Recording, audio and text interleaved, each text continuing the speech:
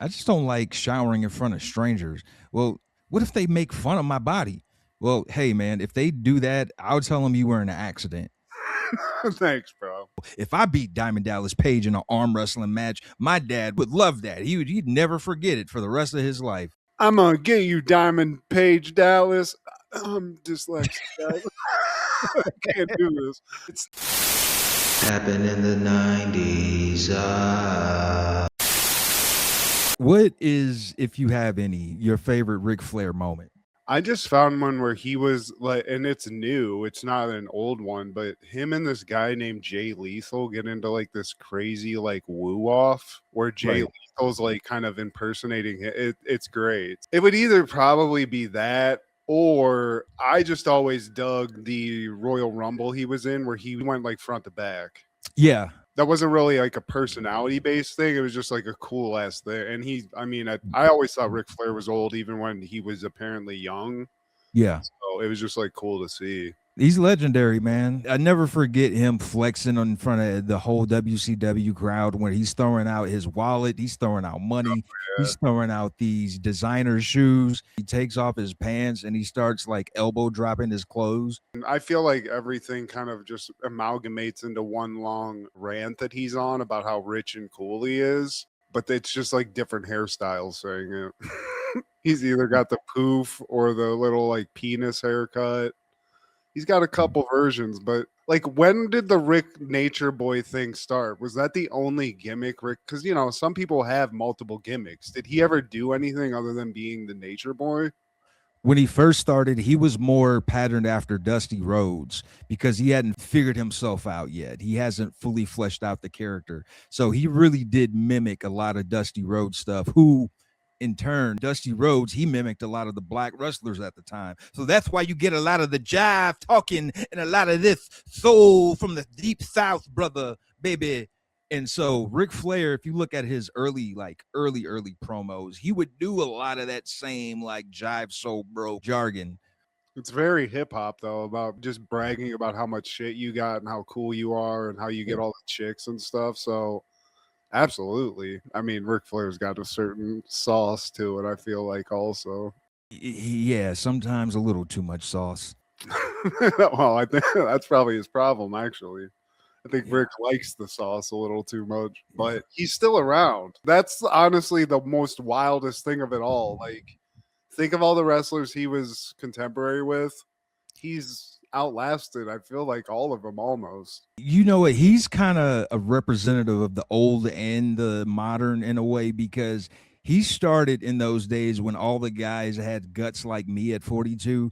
And then he ended up lasting up into the 90s when everybody had like six packs and like bulging biceps. So he was kind of like the conduit between them, man. And those old school guys, they last way longer. Like Terry Funk was having like death matches in his 70s. I shared those cartoon interview things with you and Jordan the other day that are like pretty popular now, but through that I've just like watched a bunch of wrestling videos recently. Scott Steiner's still wrestling. Big Papa Pump is still out there doing. I forget who was mentioning it, but he was like, "What the hell are you doing, dude?" And he's like, "I feel good, man. Like I'm gonna keep going till I can't." So that's pretty wild, though. I don't know what that looks like. I do know what an old Ric Flair match looks like. We've seen that a couple of times, but you've seen them. You've seen them all. Yeah. But it still works because he's like a con man, you know. His little eye pokes and his little tricks. They still work for an old man. I feel like the indicator of when you should leave the game alone is when you go to Sears or JCPenney and start shopping for shoes. That's when you know, like, I'm already out, Steve. Well, I'm out already. That window for professional wrestling, no. Done. I think that closed 20 years ago. I was in my prime and it was closed, Steve. Yeah. You could always be a manager, though. That is true. Or, you know, just be like one of the, like the, what was that one guy? Blue Meanie. He was like a fat turd for a while. I think he lost a bunch of weight, but he was like a chubby dude. Yeah. But back to Ric Flair. Legend. Love him.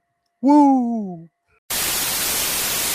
Tonight on Nightflix, the superstars of wrestling do battle all night long in a WCW explosion. WCW Wrestling All-Nighter, beginning at 12:05 Eastern tonight on TBS Nightflix. Happened in the 90s was streamed before a live studio audience. This is Steve G and Matt G with Happened in the 90s, a show where we talk about what happened in the 90s. So get out your CDs of Jamiroquai and your DVDs of Cable Guy. And unbreak my heart, say you love me again. Under the sun that you call me, you walked out the door, I walked out of my life. Uncry these tears, I cried so many, many nights. Unbreak my heart. So prolific. 40-some-year-old men know all the words to that song, Steve. I don't get it either. Man, she looks like sunshine. Well, today, my friend, we're talking all things June 18th in the 90s. Starting off in 1991, Third Base would release Derelicts of Dialect. It's a cool album name, Steve. Cool album name, Pop Goes the Weasel. Something I never knew in the video for that song. You know, they're making fun of Vanilla Ice, obviously. The guy playing Vanilla Ice, that's Henry Rollins, Steve. Henry Rollins. And that's crazy. He did nothing to deserve this. It was just the popular thing to do, to just pile onto Vanilla Ice, man. And all he wanted to do was dance. He's just popular. I mean, as a kid, the thing that always struck me about this band is the two white dudes, obviously. There's one guy, though, not the guy who I associated with it, who kind of looks like a white Shock G. It's the other guy who looks like a Lazy Boy salesman, or the guy from the Dan Band. You're talking about Pete Nice? Pete Nice looks so white, Steve. Pete Nice from Brooklyn, man. He's here for the culture, Matt. Very over here. I'm rapping over here. Gets a lot of that. It's giving off a lot of I'm doing the hip hop thing, ma. I'm selling insurance, ma. That's what he looks like, a stockbroker, honestly. Maybe he went right to Wall Street after this. But what do you think of Third Base, Steve? I forgot how dope they were, man. And as a kid, I remember them because of the guy that you're mentioning, man. He's a prolific guy. MC Search. He was actually the white guy in Bamboozled. Remember when they had? Yeah, he was the guy who's like, man, no, man, I'm black too. But they let him go. They arrested all the black people. Album, man, there's a couple tracks I added. Third Base, they were one of those white groups that actually got respect, man, just like Beastie Boys. Man, these guys, they actually spitting, man. New York rapper, early New York rap, apparently. There's just some white boys that actually could rap. It's good, for sure. I don't know why. I just remember Pop Goes the Weasel. This album has 30 songs on it, for God's sake. Yeah. Don't try to power list and do it in one sesh, but there's one about it, French Toast. Love that one. Ace in the Hole. Love that one. No Static at All. Those are my favorites on this. Yeah. But, who gives you a 24-track album anymore? Or even in the night? That's a lot, Steve. That's a double disc. And MC Search, he's responsible for bringing us Nas. He discovered, one of the people that discovered him. I feel like I saw that guy everywhere. There was a certain period where they were doing hip hop documentaries and stuff, and he was he's a hip hop historian too. He's a prolific guy, man, and they bashed on Vanilla Ice in this album, but they also bashed MC Hammer in the previous album, Cactus album, and that didn't go over well because unlike Vanilla Ice, where he's trying to no, man, I'm just here to dance and make music. No, MC Hammer's really about that life. So he had to check MC Search when he called him by himself. He still lives to tell the tale. It's probably terrifying. What did they have against pop rap? Was it just corny? They just thought it was corny? Yeah, because Cube even did it. Ice-T did it. A lot of people were coming after Hammer, man. But even Cube, he realized, no, this dude ain't a punk. He's gonna kick my ass. 1993, Last Action Hero premieres. With the help of a magic ticket, a young movie fan is transported into the fictional world of his favorite action movie character. Directed by John McTiernan, starring Arnold Schwarzenegger, F. Murray Abraham, Art Carney, Charles Dance, Frank McRae, Tom Noonan, and Austin O'Brien. So disappointed upon rewatch, Steve. I remembered this movie and remembered it like liking it in spite of people hating it. Yeah. I remember people shitting on this movie like when we were kids. I remember the bad guy with the eye. That dude. That's cool. The guy who comes through and comes to the real world. And he's got like a replaceable like evil eye thing. That guy was supposed to be somebody else too. It was supposed to be what's his face from Die Hard, Alan Rickman. But Alan got a little too expensive. But yeah, rewatch this again, man. It's not getting 2 thumbs up. Let's put it that way. I don't want to besmirch the governor, but you know, I'd like to think he wasn't in this. I really should have said it starred Jack Slater because yeah. But I mean, this movie, in terms of its actual success, it went up against freaking Jurassic Park. So it got crushed. It was never going to make any movie. But if it was like Terminator 2 level movie, it probably could have competed a little bit because there's cool things about it. I mean, it's self-referential in terms of like Hollywood. So you'll see like Robert Patrick dressed as the T2 cop come through. There's things that you see that are just like little movie call outs, which I'm a sucker for that. But man, you watch this now and it's like, was I smoking this much weed when I was a child, or what was going on here? For me, the highlight was seeing MC Hammer, speaking of the devil. Cameos. So you like the cameos. I think that the villain he's good. And I'm not talking about the weird Goomba looking guy with the shark teeth. Not that guy. Okay. I thought Not Axeman. There's a guy with a red beard and a fake eye. You just need to look it up. Clearly you don't. You either were like stoned off your ass or it was Charles Dance. That's the guy that was like weird looking. Yes. And obviously like Arnold's killing it. He's being Arnold. He's blowing shit up. He's looking tough. He's driving a cool car. If you're just looking at the movie as a whole, it's other than being like, wow, they were kind of like looking into the future with this movie. This movie was made in the early 90s, and it's sort of still like how they're worshiping this dude. It's still kind of the same thing, but I mean, you can say that of any movie star, really. Even without Jurassic Park competing with it, I think it still would fall flat on its face because everything about it sucked. To me, man, the script was trash, and I hate me a shitty child actor, Matt. We talked about this, about them not like tanking, opposite of what the kids in Jurassic Park did, which we just talked about. This kid's like Star Wars Episode 1 level, like Jake Lloyd level acting, where you're just like, man, did this kid get like a concussion or something right before they filmed? I don't understand what's going on here. Schwarzenegger, kid, step it up a little bit, please. Yeah. Never saw this kid again. Apparently he was in Apollo 13 and the Lawnmower Man series. Apollo 13? Was he Tom Hanks' kid in it or something? I don't remember kids in Apollo 13. I'm sure they were some, but I mean, obviously not the memorable part of it. He wasn't in it, apparently. He was credited as Whiz Kid. Bobby Brown was in this movie too, Steve. The bad boy of R&B. Yeah, there's a lot of cameos, though. I'm going to go through these just so you can see. So Franco Columbo's in it. Tina Turner's in it. Sharon Stone and Robert Patrick are in it. Mike Muscat, Edward Furlong, and then some people. Wilson Phillips is in it as well, Steve, in case you wondered, as themselves. Mm-hmm. Danny DeVito, uncredited, as a police cat detective. He was the cat. I knew that voice.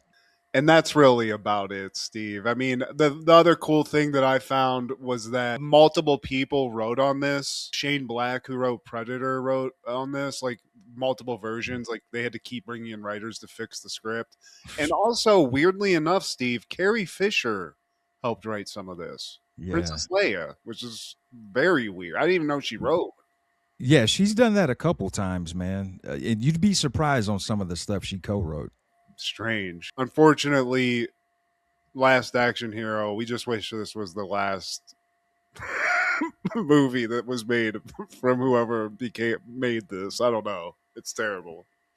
In 1995, Dr. Katz is airing Season 1, Episode 4, Cholesterol.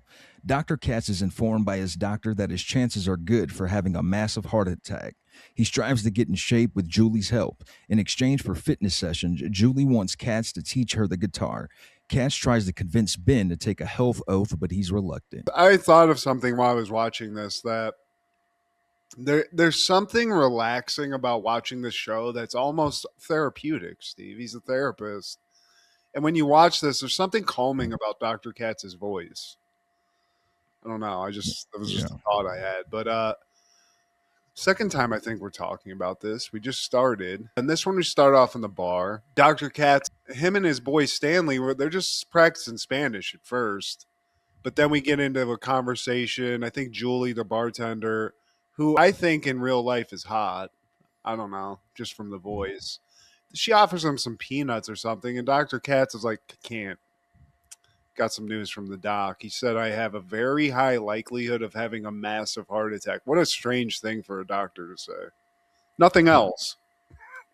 No medication, nothing, no advice. Just, here's this crazy news. See ya. Yeah, even his hair has fattening. And his friend Stanley, he's trying to inspire him like, man, look at me. Feel this stomach, man. I got an iron gut. And he judges his stomach like, dang, how do you do it? Psh, man, I just suck my gut in. Julie's sitting, well, she's the bartender. She's there. She's in great shape. You know, she's not obsessed about it. She's in school to be a physical therapist, something of that nature. She's the closest thing to a health expert these guys in the bar have. She's trying to give him good advice. She's like, look, man, all you need to do 40 minutes a day, 4 days a week. That's it. And Dr. Katz is like, I don't got that. So I'm going to do 3 a day and we'll make a deal. You come into my office, I'll give you some free therapy. It's a pretty decent deal financially. So Julie is not into therapy. She seems actually well adjusted. So she agrees, hey, instead of therapy, I've always wanted to learn to play the guitar. And I wasn't aware that Dr. Katz played guitar, but apparently he's good enough to teach her. So there we are, Steve. That's the agreement. Dr. Katz is fat, needs to lose the weight. Julie's going to help him. She's going to learn to shred. Julie must be half black because my people are so anti-therapy. We just leave it up to God and pray it away. Well, for Julie at least, Steve, she's just well adjusted. She doesn't need it, you know? She's one of the perfect people that exist. They have no anxiety or negative thoughts or anything. So shout out to Julie. She's based. And now we cut to Dave Attell, who's waiting for the doc. Once he gets into the office, he's like, man, you know how when you're young, you think your dad is Superman, but then you get older and he's just an old guy wearing a cape? He's so protective. He never let Dave have fireworks. All he got were sparklers, which they're actually less dangerous than flashlights. And then your friends see you with the sparkler and they have M80s and bottle rockets and you're walking around with a sparkler like the Special Olympics torch boys, Steve. Look at me. Look at me. I actually was a victim of this. I was only ever allowed to get those crappy fireworks as a kid, Steve. With the little snake? Just the little crappy, like you could go to Kroger's and buy these fireworks. So you got the snake, you got the poppers, you got the different kinds of sparklers. Sometimes they were like paper wrapped and sometimes it was just the metal rods or whatever that is. But yeah, it was just very disappointing when you see your friends with all the cool stuff. You know, I've never had that. Yeah, I could still smell those.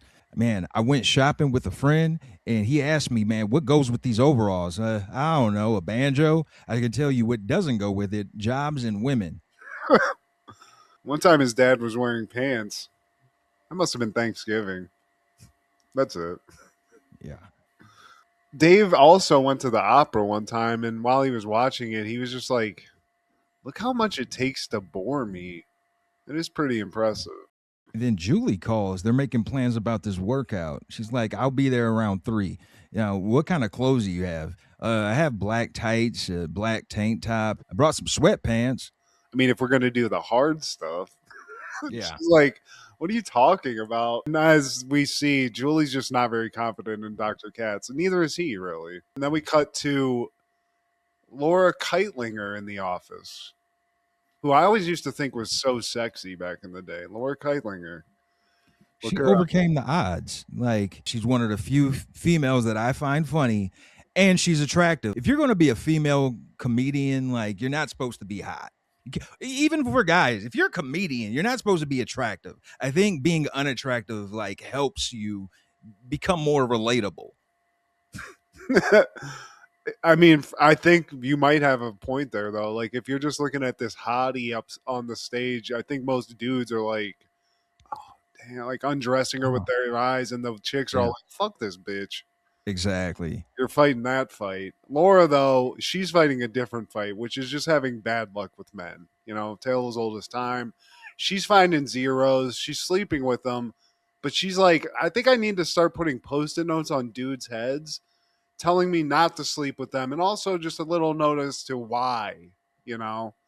Maybe Roy, who's living in his mother's basement, doesn't deserve a second shot, Steve. So just to help her with all these dudes that she's banging, I'm happy to be one of those, Laura, even to this day. I mean, why not, Steve? When we're out partying, you know, Kendra, she can have whoever, like, weird, nerdy white guy she's into. That's the agreement now?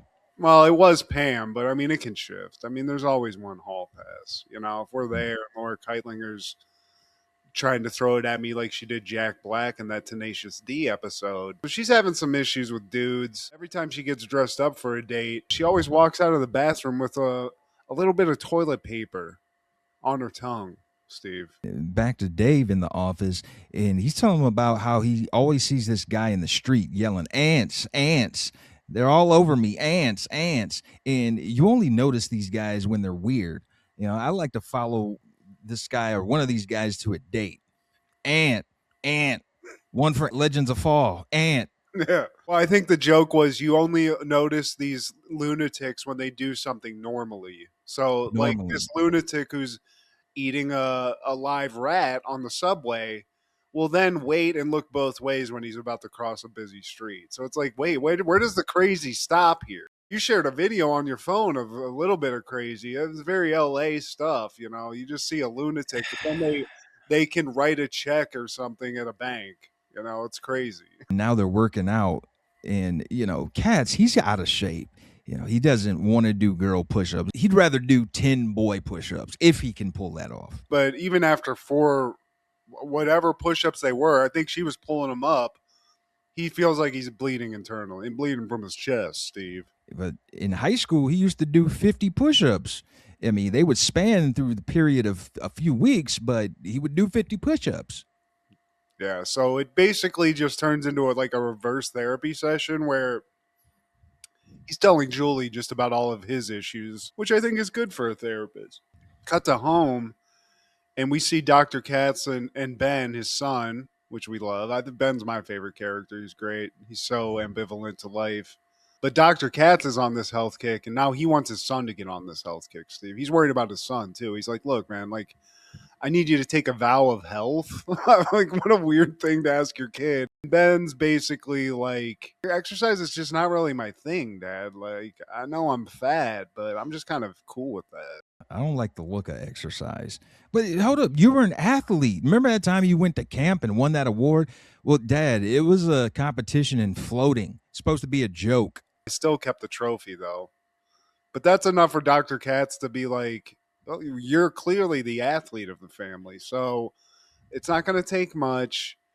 While he's saying all this, Ben falls asleep because he's a little tired. So he wakes up. He wants him just to stand up and say he's going to take this vow. And Ben just, I don't like to be pressed upon, Dad. You're a shapely guy yourself, by the way. Yeah. And then we come back to Dr. Katz's office. He's still in there with David Tell. David Tell, a lot of skeletons in the closet. Dave asks about prostate cancer and if the CIA created it. For some reason. Like Bill Bixby. Wait, Bill Bixby was in the CIA? No. Oh, he died of prostate cancer. Yeah.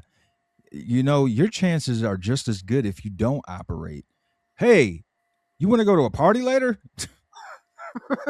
He kind of turns it on Dr. Katz and he starts getting defensive. He's like, You have some issues of your own, Doc. You really need to just look yourself in the mirror, face it, and smell the roses and know you're pretty crazy yourself. And I'm a manic depressor.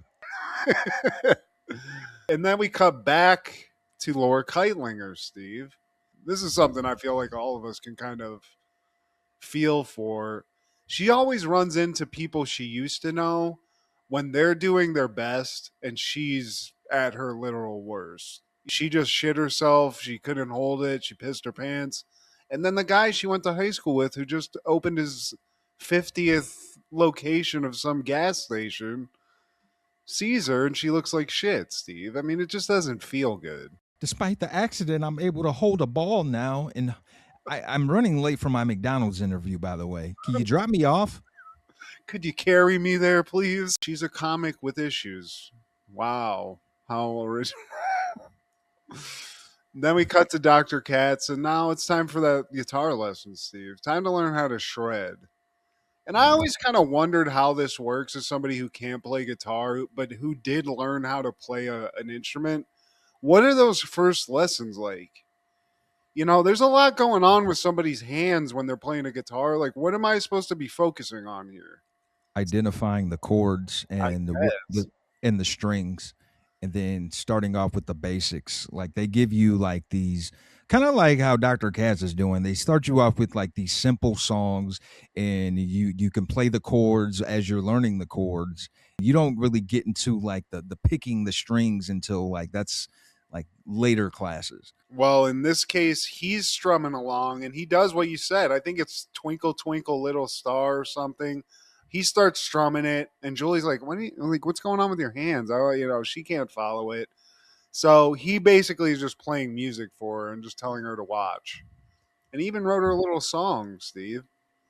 Julie, Julie, Julie, Jewel. And that's it. That's as far as he got. Those DSLs. Back at the bar, talking to Stanley again, and he's coaching him like, man, you know what you need to do? You need to just work out, man, and just make that your routine, get those endorphins going. And then as you're doing that, you'll get more of the serotonin. Wait, serotonin went to school with my sister. So Dr. Katz, as you should be, is kind of leery about taking health advice from a guy in a bar. I feel like this probably happens a lot. You probably shouldn't listen. He's in a bar. But Stanley does have those rock hard abs. Let's not forget that. I just don't like showering in front of strangers. Well, what if they make fun of my body? Well, hey, man, if they do that, I'll tell them you were in an accident. Thanks, bro. All those old naked men are just going to think I was in an accident. Ben, he's in the office talking to Laura, his crush, about his dad, Dr. Katz's heart defect. And he's like, man, it might be hereditary. There's a chance that I will die. So because of that, I better live life to the fullest. Want to go on a date next Thursday? Gotta get that digits. Getting tickets for nonsense. Is this where we cut back to Dave Attell, Steve? This is Laura talking about how she met this Irish guy who's telling all these proverbs. You're always complaining. You're the author of your own fate. But she thought he said you're the otter of your own fat because he's Irish and you can't understand what the fuck those people are saying. Sorry, Ireland. It's hard. This is where we go into Dave Attell, and now Dave's fully fired up, Steve. He's really angry at Dr. Katz for just kind of making him feel bad about himself. Doctor, make me feel small. Doctor, hottest thing on skates. Dr. Dave Attell, let's have a laugh like they did in high school and in junior high. And then when you went back to junior high, is that how this is going to be? Yeah. You know, Doctor, I know it all because I can read. And another thing, they have work boots for babies. I've never seen a baby on a construction site. Baby shoe right. Baby boot wrong. Yeah. Great episode. And like I said, it's almost like therapy watching it. It's just relaxing. It's like a nice boost of serotonin, Steve, as Stanley said.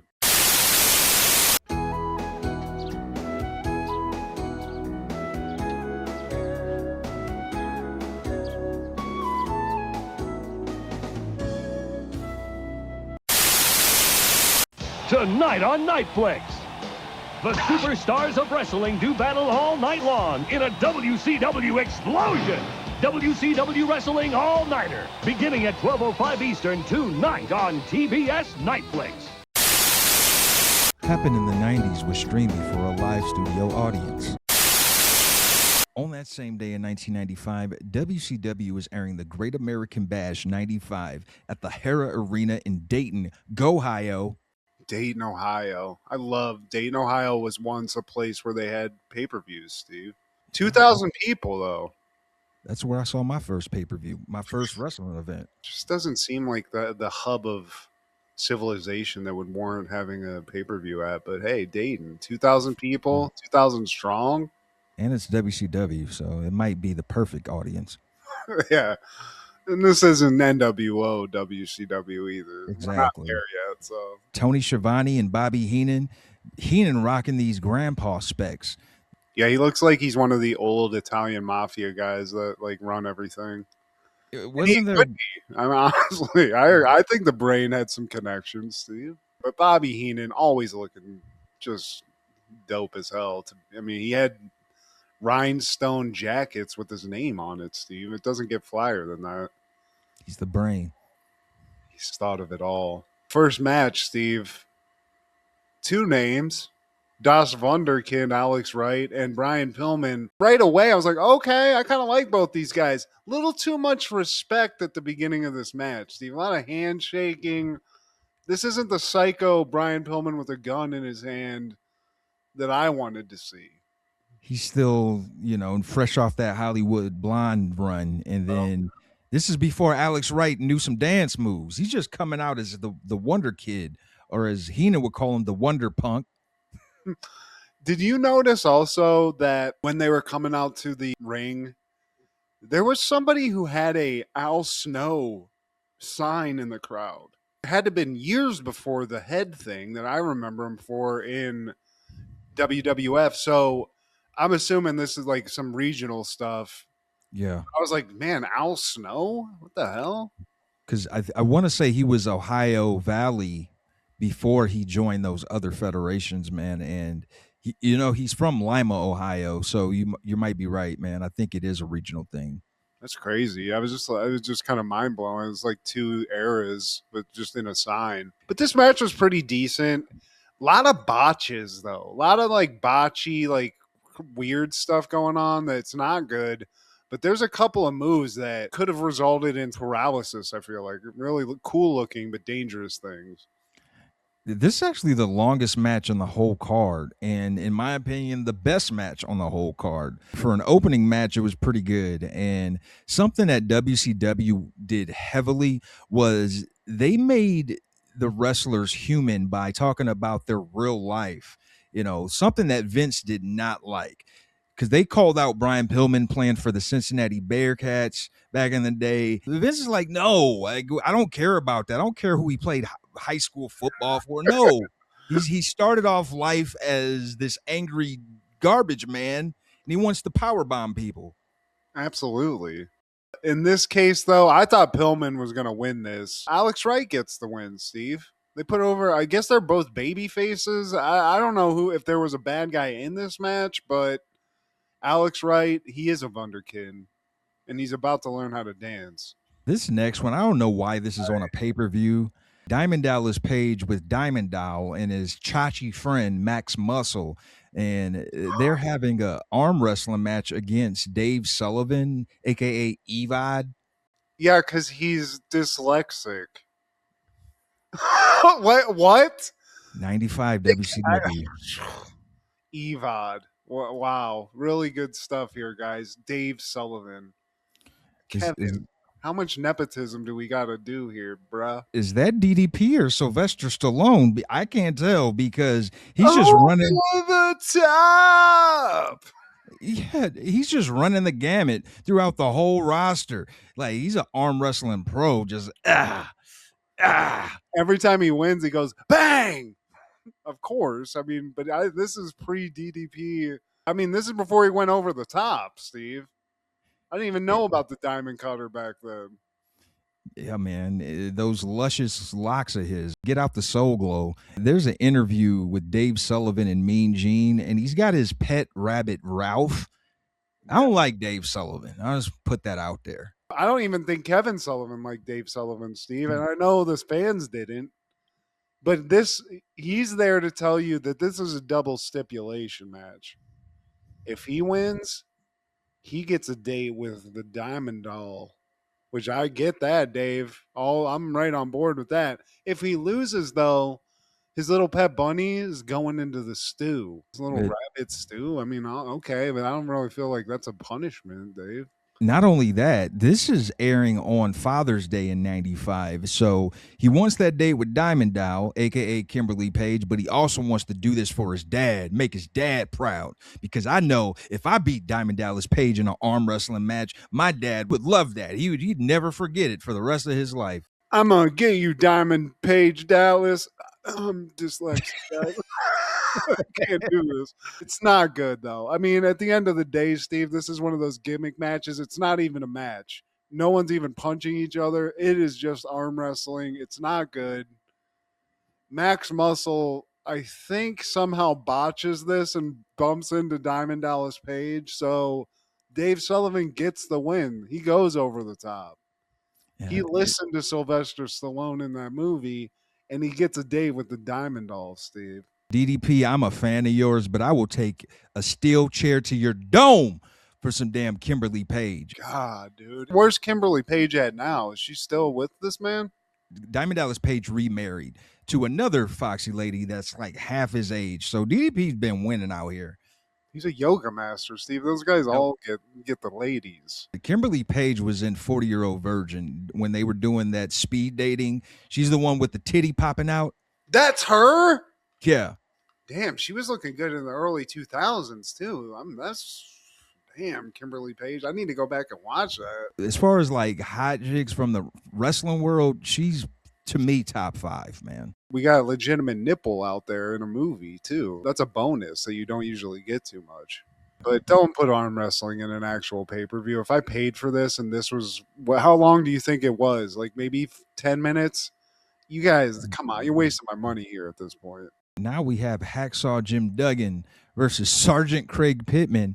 And speaking of wrestlers with guts, like we've reached the age in the 90s where like those kind of guys, I think the promoters have wisened up like, yeah, cover that up. If you don't have a 6-pack, we're going to have to put a tank top on you or something. But we still got Jim Duggan out here in all his glory. Sloppy. Jim, you seem like a solid dude, a nice guy, but he has one gear, Matt, and it's always the USA thing. He does this so much to the point where it doesn't even make sense with some of his opponents. Sergeant Craig Pittman actually fought. He served in the military for the United States of America. You can't out USA. You can't out USA him. I'm sorry, Jim Duggan. He doesn't have a 2x4, Steve, and a lot of chutzpah, all right? In fact, Pittman was a little gassed that night because I don't know if you knew this. He wrestled in a dark match before this match. Yeah. So he's doing double duty getting paid. And another thing I found out, Steve, Duggan, he wasn't even supposed to wrestle. You know who's supposed to be in this match? Marcus Bagwell. You know why he wasn't in this match? This is the most buff Bagwell reason, Steve. The calf implants that he had just gotten got infected and he couldn't wrestle in this match. So who's the alternate? Jimmy Duggs. And ironically, the man doesn't even have legs now. That is, and maybe because of that, Steve, maybe the plastic he put in there in the early 90s, which I think predates when guys were getting calf implants, which is one of the most hilarious surgeries ever. Took him off the shelf for a while, Steve. He had to go back to get a little physical therapy after his calf implants almost exploded on him. That's great. He was better off having this match. Oh yeah, I mean you could have pocketed the money. I mean, how much money did you lose on all this botched calf implantation? This match is not good. Surprise, surprise. Duggan wins by a DQ. Yeah, because Pittman won't let go of like a submission or something like that. It's just trash wrestling. Pittman was just gassed. Duggan, I don't know. I feel like he's constantly just in some sort of haze. I don't know, maybe of drugs or whatever, but I think that is funny. The most patriotic guy tried to out patriot a U.S. Marine. Yeah. It's like, do you think about it? Then again, Duggan, I don't know if you do think, man, but Craig Pittman, he's built like that buff uncle that likes to drink like Coors on the weekend. Kind of looks like Taz to me if he was just fat, like And he shorter. has like the head, like a big ass head. He's just like stocky, but yeah, clearly all of the the Marine Corps training is gone by the wayside and been picked up with a few six packs, Steve. Yeah, maybe that's what they paid him. Now Mean Gene is interviewing the Blue Bloods, Lord Stephen Regal with Earl Robert Eaton. Beautiful Bobby Eaton. He's actually royalty, Steve. Yeah. He's not just beautiful. He's actually a duke of Eaton, coincidentally. I don't know how that happened. Steven Regal says something hilarious in this because I feel like he says something about he compares somebody to Nazis I forget what he says. Something hilarious, dude. But shout out to William Regal or Steven Regal because as an adult, he's done a lot of like interviews and he seems like a funny ass dude. I think Steven Regal's actually a cool dude. I hated him back in the day. They're doing this thing with Dick Slater and Bunkhouse Buck with Colonel Massapaka versus Harlem Heat and Sister Sherry. Like, I guess this wasn't even supposed to be a match on the pay-per-view, or at least that's what they said. What? But they did it probably just to get Sherry a little screen time. And I will say, Steve, as somebody who's like consistently said you have weird taste in women, in this night in Dayton, Ohio, Sherry could have gotten it. That dress, the black dress, the hair, the makeup wasn't as crazy. She treads a line between class and then she veers into like Luna Vachon territory sometimes, Steve, with the facial makeup that scares me. It's very like Trailer Park Meth, where it scares me a little too much. You're right. That's your wheelhouse, Steve. Yeah. Nice wild white woman. What was that trailer park in Perrysburg? I should have spent more time there. Oh, man. I bet you could have cleaned up.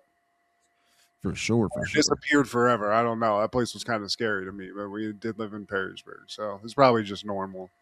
Yeah, we bought blow off a guy who just died. That's great. He went to school with us, but R.I.P. to him. Shout out to him. And thanks for the blow. Yeah, man, that was my first go at it. Dick Slater, man, he's another one of those guys. I think he's wearing his shirt and Bunkhouse Buck, man. Like, it's 95. Come on now. It makes sense this wasn't supposed to be a match because it's not a good match. Like, we see the spin-a-rooney, we see the little Booker T spin off the ground thing. A couple of things I remember from Harlem Heat, but it's like they had no plan. No. There was no storytelling to be had. They're all over the place, and eventually there's like a roll-up situation with Bunkhouse Buck and Booker T. Bunkhouse Buck, he gets pushed over having the pin, and then while the ref's distracted, Sherry comes in and pushes them back over to where Booker T has the pin.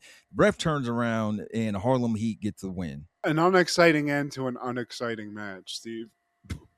Colonel Massapaka is going to have to go plan his eventual love of Sherry. I don't think has happened yet, if I'm not mistaken, because I do remember...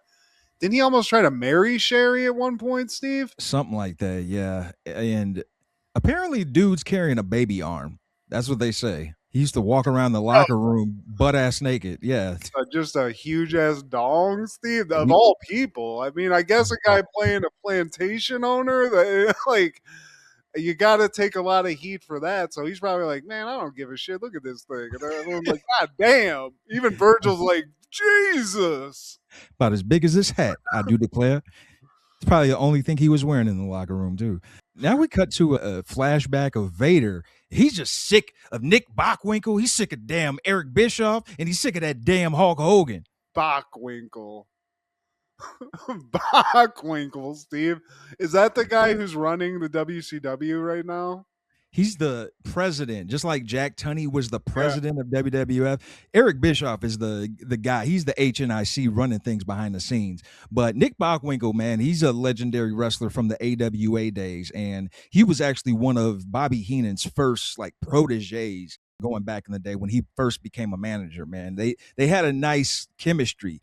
You know, they say Nick Bockwinkel was one of the best promos of all time, man. And him and Bobby, you could only imagine, especially for that era. I read that in this pay-per-view, he's supposed to give a promo for, I think, Bash at the Beach or something. If you watch this, he's like, what's the name of the next pay-per-view? He doesn't remember it or something. Yeah, and where we going next? Apparently, he got fired from being the president of WCW for that reason, for fucking up this. You're serious? Yeah, because it's like, how you got to remember the name of the next pay-per-view, guy. You're the president. You can't make us look. Apparently, that was enough. So, Bockwinkel, he that on this night in Dayton, he lost his huge position, Steve. Oh man, that sucks, Nick Bockwinkel. Now Mean Gene is with the Nature Boy. He's popping it, Matt. I took your wife in 92.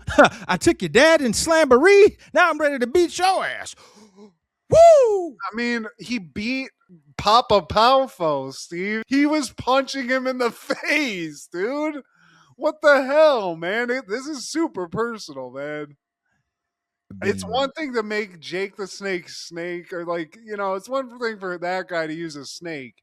He didn't involve the freaking dad of the fucking dude. I mean, Ric Flair took 5 to the face on this dude. Yeah, he came out with a cane. You don't beat up an old man with a cane. But I will say this, dude. Papa Palfo, I forget what his first name is, Mr. Palfo. This guy had style just like, well, not just like, it's not as flashy as his son, but this guy's got some style, Steve. He looks like he owns a strip club. Probably for his time, for that era, that probably seemed like too much. Yeah. But yeah, man, he's a legend too. And, Macho, man, he's here to, seek vengeance for his paw. He punched my dad. I mean, I'm telling you, Steve, he threw a couple of Vader combinations on Papa Palfo. I was shocked. Beating up on an old man like that.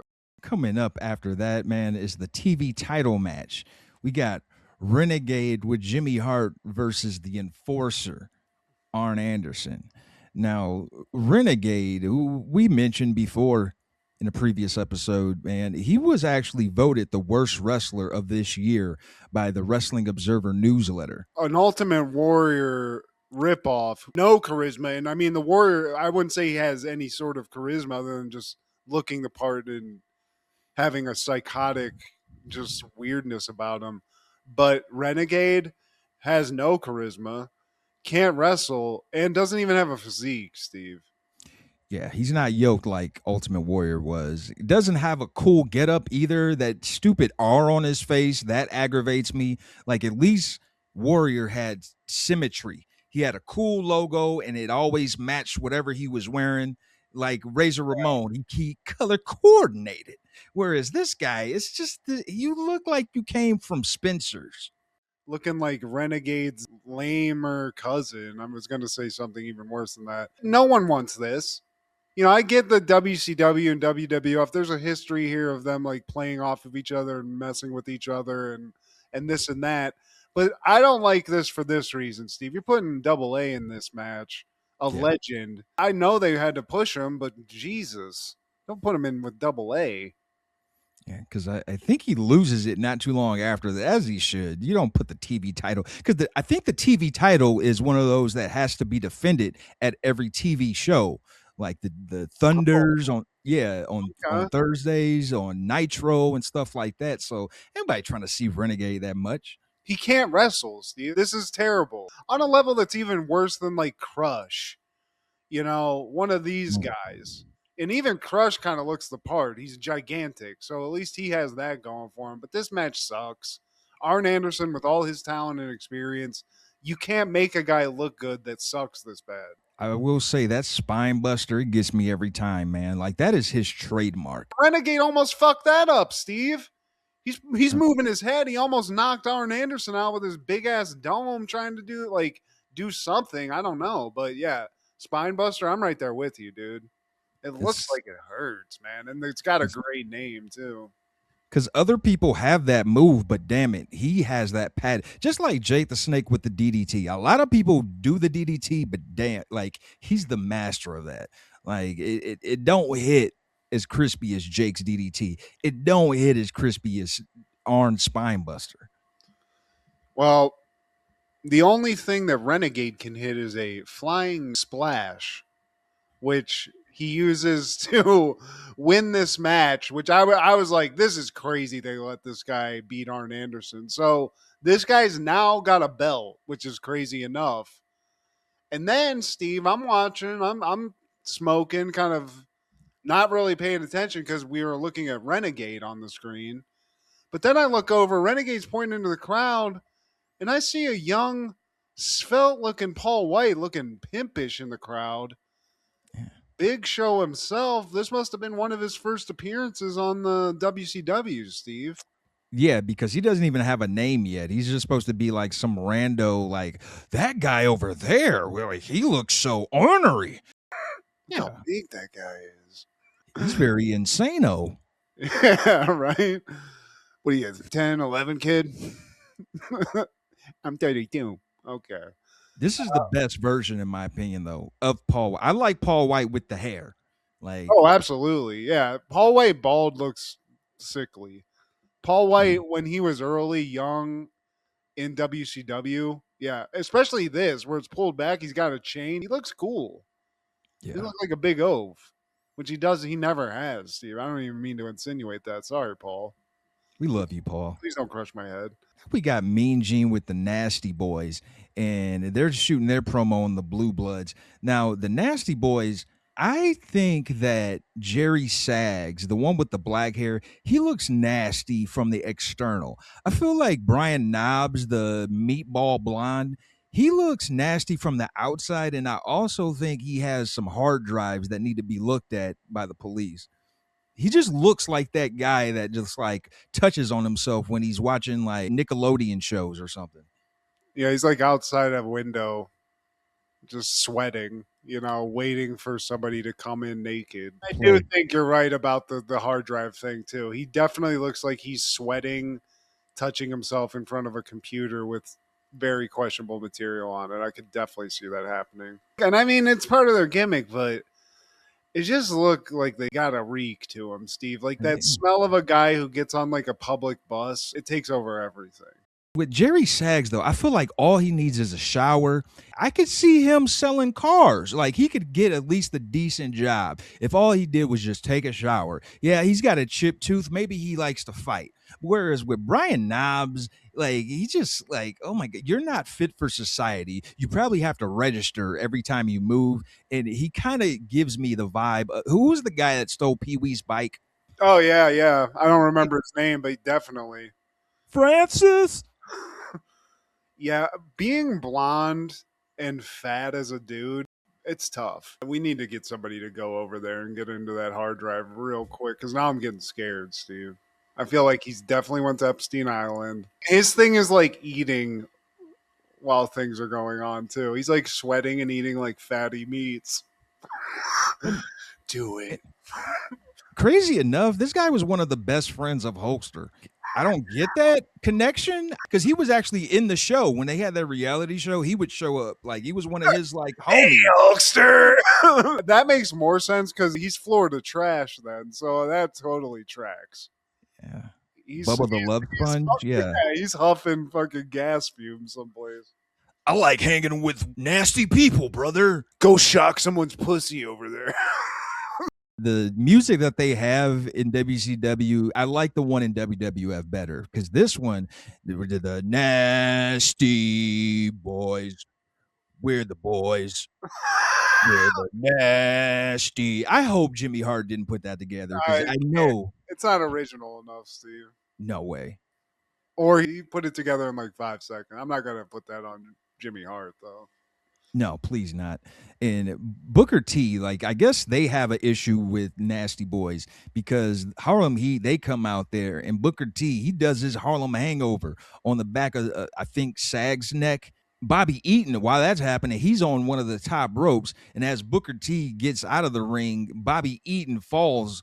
Now, I think Jerry Sachs, he's the one that drops a elbow on Bobby Eaton, and Nasty Boys get the pin. There's a lot of ref distraction.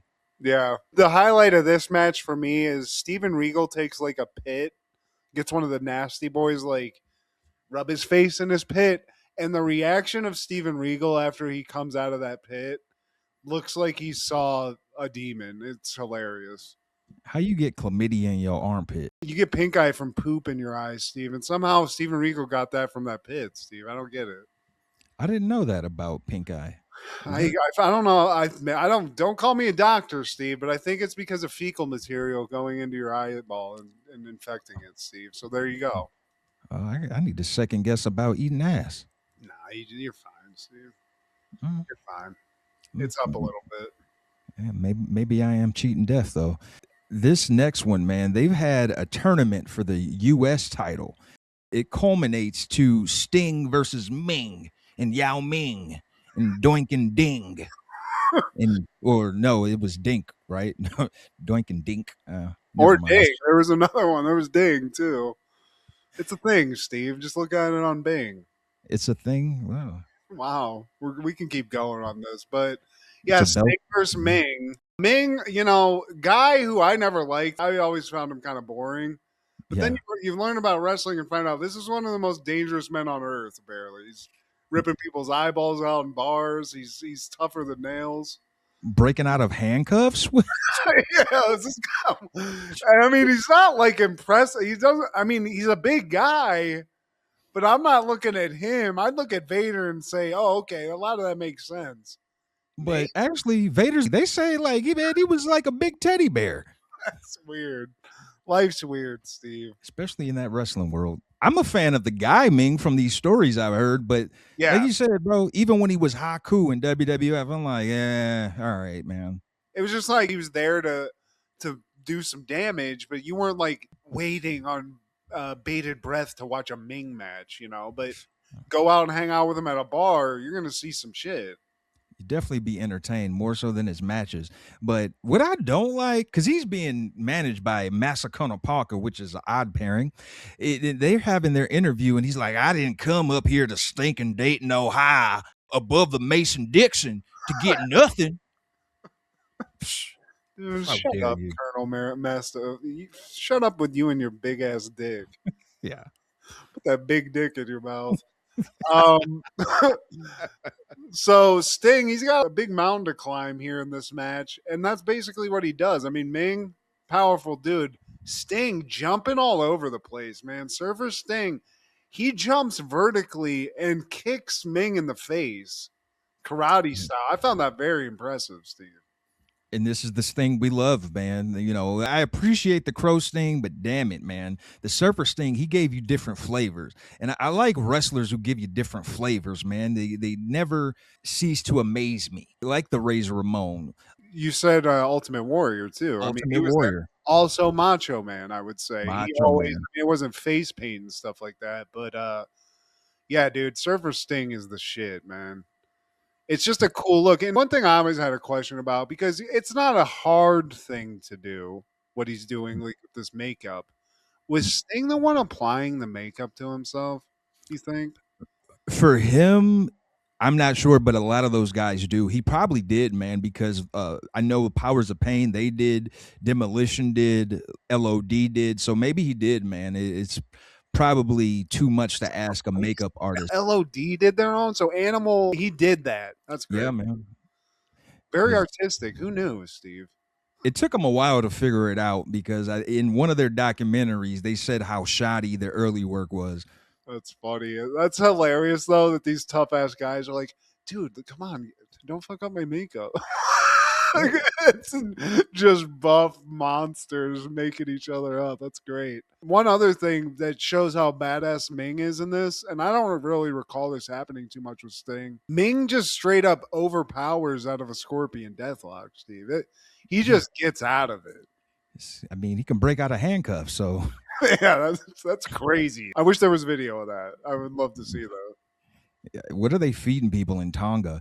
And Sting, man, this is a colorful Sting, even in the ring, because he's doing a couple of top rope splashes. He even hits him with a jumping DDT, which I found dope as hell. Crazy. He's got a hell of a vertical, Steve. He could definitely go up and catch up a football at the highest point. You're not getting an interception on Sting, Steve.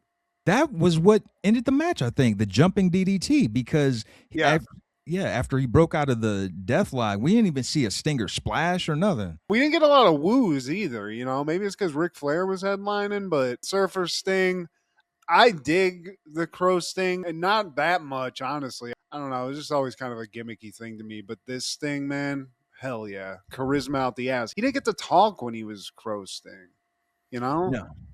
And that seems like a crazy thing to give up because he is. I mean, they weren't great promos, but he had charisma. I mean, it wasn't like an unconfident stumbling on your words promo. It was just very let's do it, kids. It was like Hulk Hogan type shit, be good. Yeah. I'm here in Tampa. Let's all do nice stuff and be good Christians or whatever. And hit some tasty waves afterwards, guys. Maybe drink some Mountain Dew. I'll do a face painting seminar, and you can learn how to do this. Now Mean Gene's interviewing Macho Man. Congrats to the Renegade, and I want to give a shout out to my boy Sting. He's about to black out of rage, Steve. I mean, he's holding a lot in here. As we've said previously, his father was assaulted by Ric Flair. He's in this to just do good for his father. Papa Palfo. Who's in attendance, Steve? He's not afraid. He doesn't give a shit. I mean, he's old. He knows he's going to take one, but he's here to support his son. Bobby's like, he's coming out in the cane. Coming out with the cane. Shit, he needs some protection, He just took a 10-hit combination previous to this. You're supposed to tell a story in a match. I thought this was kind of funny and well done because, if somebody kicks my dad's ass, I'm going to probably black out and be pissed off. And in this, it's not like Macho Man's not taking breaths. He's just tackling Ric Flair anytime he can and gets close to him and just attacking the shit out of him. So it looks like he's actually mad about this. Yeah, he's selling it, man. Even when he gets the flying elbow, his patented top rope move, he's getting the pin, but he's not ready right now. He could have won. He had the win, Steve, but he wants to lay a little more punishment on the guy. Honestly, that's one of the things. We're talking about Ric Flair moments. The thing he does really well, take punishment, Steve. This guy's great at taking a lick. Sometimes too well, man. I don't know if you ever seen the best of Ric Flair flops. They're hilarious, man.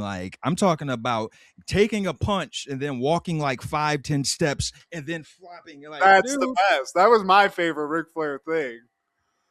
And also just the, no, damn. I love this little boosh. He had a little Emerald Lagasse eye poke move. He just threw a little stank on it. Something I forgot to mention, another one of my favorite Rick things is when he hypes himself up for the woo. The higher up he goes, the funnier it is. He's got to charge it up. He's got to charge it up. So, as we said, I mean, this goes back and forth, but it's basically Macho just tearing at Ric Flair any chance he gets. He pulls him up, even though he could have won the match off the elbow drop, and ends up losing the match, Steve. Yeah. That's got to be a kick in the dick. So Flair takes Palfo's cane and knocks Macho out with it, and that's got to sting. Well, after Pops tried to strangle him with it, he was like, man, get off me, old man. I'm going to take your shit. He goes into the ring, another referee distraction where he's waiting for Macho to come in the ring, and he's got that cane and it just strikes him. What a cheap ending for the main event, but it is what it is, man. Ric Flair, dude. He pulls all the stops. That's what it's just like Joker with Batman, Steve. You're not willing to do the evil thing to win. So that's why Rick's always going to win. He's dirtiest player. This pay-per-view had no Hogan, and I guess they're trying to just amp up for this Bash at the Beach for the following month with Vader. Even though what's his face didn't even remember what it was called. He's like, whatever that thing was, whatever. Yeah. Hey Eric, sorry about that. Wait, I'm fired. Damn it. That following year, 1996, Helter Skelter would release their debut album, Nocturnal. A slept-on group, man. I didn't find any songs on the album that we listened to where I was like, oh damn. Well, unfortunately, they don't have radio singles. They're not that kind of act. But I feel like on an underground level, as far as lyricism, they're definitely regarded as one of the best, especially Sean Price. I didn't know about him until well too late, man. He had already passed, I want to say 2014 or 15. And dude is just a wordsmith, man. If I would have known about him earlier, I would have definitely had a lot of Helter Skelter in my catalog. So Sean Price was like big after this band. This is how like people first knew who he was, but he continued as a solo artist. I wouldn't say he got bigger, but it just continued his legacy. Like the people who already were fans of him, they just got to hear more of his stuff. And he collaborated with a lot of good lyricists. Like he did some Wu-Tang stuff. Oh shit, really? It's kind of like rocky. It's got some rock influence and stuff to it too, but yeah, I don't know, man. This is one that definitely got swept under the rug as far as I knew. Also in 96, Beck would release Odelay, Where It's At. Got 2 turntables and a microphone. Where It's At. This was one that was huge, man. And I was never a huge Beck fan. No. It never moved me. It never got my energy up. It's cool to hear, like, and this is one of those things where maybe the behind the scenes of it's a little cooler, where like how they recorded it. One thing that I read that just is cool, it's kind of like Robert Rodriguez, where it's like use what you got, but they recorded this someplace small that everything was like vinyls all over the walls and stuff. And I guess a lot of the samples that they used in the album were just picked from vinyls that they found in this room that they were recording in. So that's pretty cool. I like sampling. That's cool. And Beck's cool. I mean, he seems like a cool dude. And I remember like seeing interviews and being like, this guy seems like super creative. It was just, I don't know. The music didn't move me like that. I never got it. Like this guy, I know he's been nominated for a lot of stuff. He's won a lot of awards. Obviously, he's got a huge fan base, but listening to this album, the only thing that stood out was 2 turntables and a microphone. I forgot he did the Love Potion song too.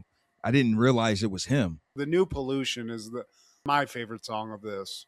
You know, The New Pollution. I don't know where the hell I got Love Potion. Jesus.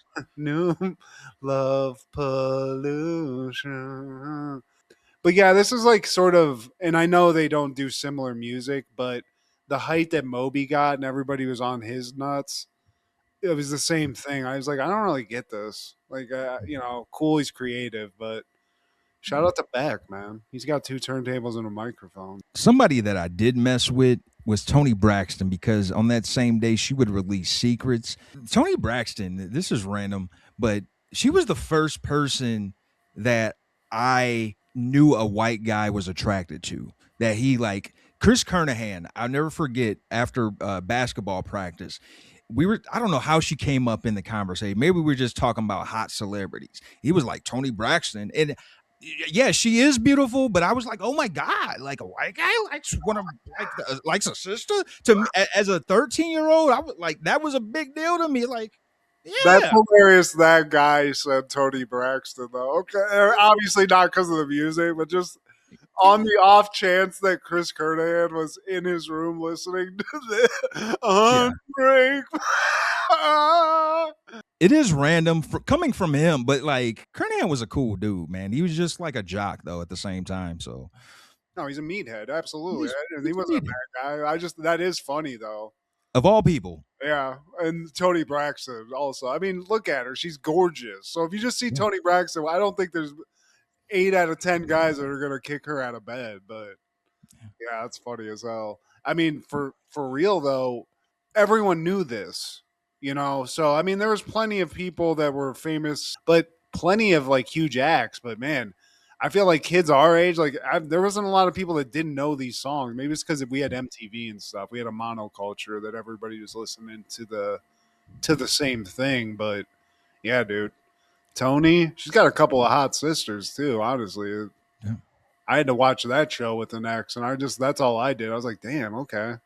The And then whole family. there was that one Braxton where they just like they're like, "You big girl, get out of here, go clean the bathroom." I just found this out too, man. Kenny G provided his saxophone for that song. No shit. Kenny G. How prolific is Kenny G? Why'd they need the sax? I mean, hey, if he's providing it, why not, man? You know, the world needs G's. Word to Steve and Matt and Warren And Kenny, apparently. and Kenny. But people behind the scenes, Babyface, L.A. Reid, and Steve, one Robert Kelly. I mean, we got to include it. Free him. We don't give a shit. Free Robert Sylvester. Remix to Ignition needs to be played again. Bounce, bounce, bounce. That's a lot of talent behind the scenes too. And I mean, was she married to Babyface? Maybe I'm just putting two together that weren't there, but She was actually dating Birdman, which is an odd pairing. what? Yeah. That's nuts, dude. Like, what the? It was like Jermaine Dupri dating or married to Janet Jackson. I'm like, what? Huh? Please. How much money do you gotta have to overlook this? She actually has a history with the 3Js of Dallas Mavericks, man. The rumor mill goes that while all three of these guys played on the team at the same time, Jimmy Jackson, Jason Kidd, and Jamal Mashburn, at some point they were dating her, and I guess around the same time or at the same time. I don't like that. The fact that Tony Braxton is getting passed around like a cigar. Like, Damn, by the Mavericks? yeah, man, Come the three on. J's, Jamal, Jimmy, and Jason. Wow. Toledo's own Jimmy Jackson. Damn, somebody from Toledo got to have intimate relations with Tony Braxton. That's cool in and of itself. Man, Tony, maybe she just liked basketball though, Steve. It was irresistible. Basketball and Birdman. But yeah, man, we love you though, Tony. 1999, Run Lola Run premieres. After a botched money delivery, Lola has 20 minutes to come up with 100,000 Deutschmarks, directed by Tom Tykwer, and I'm not going to pronounce those other names, man. Not even giving it a shot. Nope. I actually never saw this when it was like a 90s thing. I just saw this week. Not the best movie. Dig the style. Honestly, I wanted to include this because I think she'd look cool on the thumbnail. Franca Potente, Steve? Well, hey, man, you took a stab at it at least. She was in a couple other things also. She became something. But one thing I got to give this lady credit for, Steve, 2-pack-a-day smoker before she shot this movie. Had to give it up so she could run this much. Wow. She is running. This isn't like some title that has nothing to do with the movie. This bitch is running a lot.